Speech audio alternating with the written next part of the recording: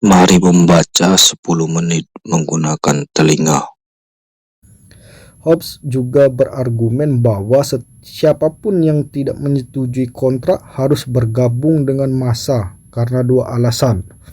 Pertama, jika orang yang tak menyetujui kontrak itu keluar dari kontrak ketika sesuatu tidak berjalan seperti yang mereka harapkan, kedatangan mereka yang terlambat itu mengindikasikan adanya persetujuan secara imajiner menuju ke arah pokok persetujuan.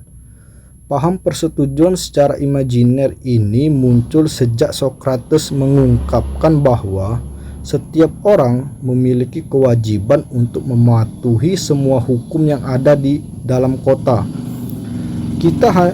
Tidak hanya hukum yang menyenangkan atau menguntungkan saja.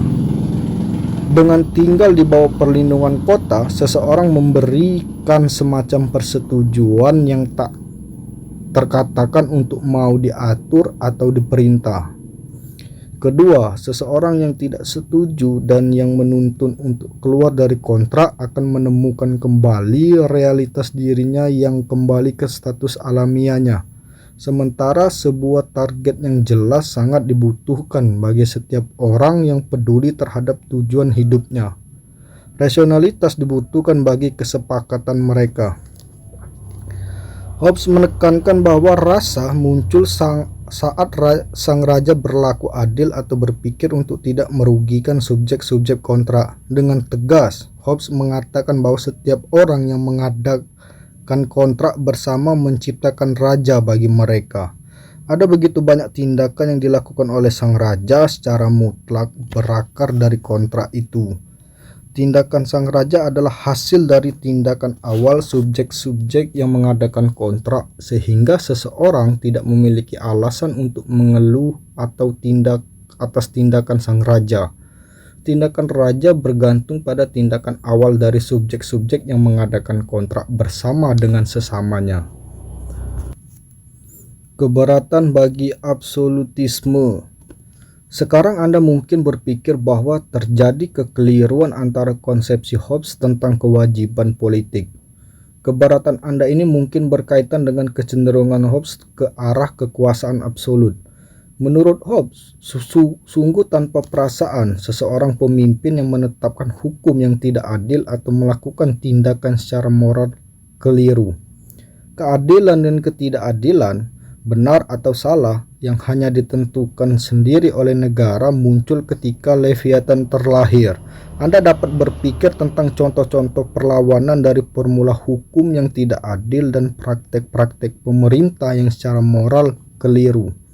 Dengan mudah orang heran dan bertanya apakah Hobbes sesungguhnya setia dengan pandangan itu ketika ia mengatakan bahwa pergerakan hak-hak sipil di Amerika dari dirinya sendiri keliru atau tidak adil, atau bahwa ketidaktaatan sipil secara umum selalu merupakan hal yang keliru, atau bahwa tindakan menggulingkan pemerintahan adalah tindakan yang tak akan pernah dapat diterima sebagai tindakan bermoral.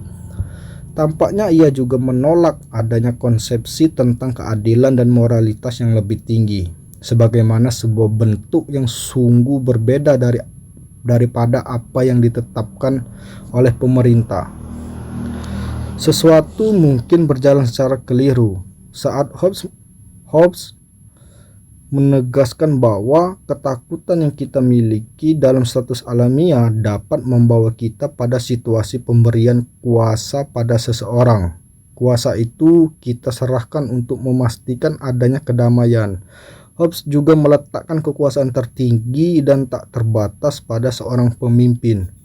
Bukankah sesungguhnya rasional untuk menyelamatkan sesama dengan cara merangkul hal yang lebih berbahaya yang disebut sebagai kekuasaan absolut dari suatu monarki?